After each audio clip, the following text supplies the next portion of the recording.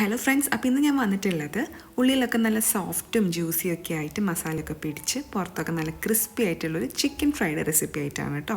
അപ്പോൾ ഇതിനായിട്ട് ഞാനിപ്പോൾ 1/2 കിലോ ചിക്കൻ ഉപ്പും വിനീഗറൊക്കെ ഇട്ട് നന്നായി കഴുകി വൃത്തിയാക്കി എടുത്ത് വെച്ചിട്ടുണ്ട്. അതിലേക്ക് നമ്മൾ 1 table spoon Kashmiri chilli powder ഇട്ട് കൊടുത്തിട്ടുണ്ട്, 1/2 ടീസ്പൂൺ മഞ്ഞൾപ്പൊടി, 1 ടീസ്പൂൺ ചതച്ച മുളക് പൊടി, 1/2 ടീസ്പൂൺ ഫ്രഷ് ആയിട്ട് പൊടിച്ച കുരുമുളക് പൊടി, ഒരു 2-3 തണ്ട് കറിവേപ്പില ഇതേപോലെ നല്ല നൈസായിട്ട് അരിഞ്ഞത് ചേർത്ത് കൊടുക്കുന്നുണ്ട്, 1/2 ടീസ്പൂൺ ഉപ്പ് ചേർത്ത് കൊടുക്കുന്നുണ്ട്. ഇപ്പോൾ ചിക്കൻ സോഫ്റ്റ് ആവാനായിട്ട് നമ്മൾ യൂസ് ചെയ്യുന്നത് 3 ടേബിൾ സ്പൂൺ നല്ല കട്ട തൈരാണ് കേട്ടോ.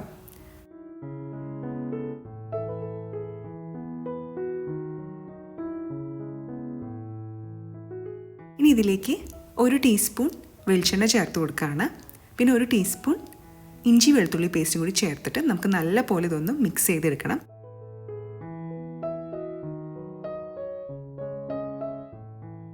ചിക്കൻ്റെ എല്ലാ ഭാഗത്തേക്കും നന്നായിട്ട് മസാല തേച്ച് പിടിപ്പിക്കണം കേട്ടോ.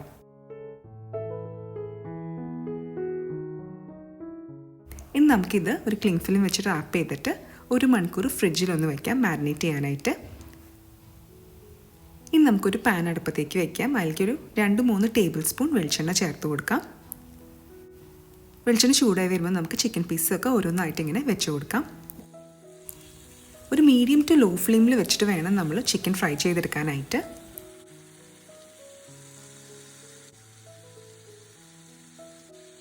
ഒരു 4 മിനിറ്റ് കഴിയുമ്പോൾ നമുക്ക് ചിക്കൻ പീസൊക്കെ ഒന്ന് മറിച്ചിട്ട് കൊടുക്കാം കേട്ടോ.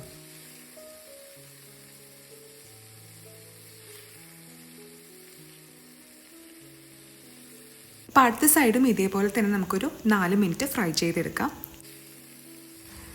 ഏകദേശം ഒരു 10-12 മിനിറ്റ് ആകുമ്പോഴേക്കും ചിക്കൻ പീസൊക്കെ എല്ലാ സൈഡും നല്ല മുരിഞ്ഞ് ഫ്രൈ ആയിട്ട് നമുക്ക് കിട്ടും.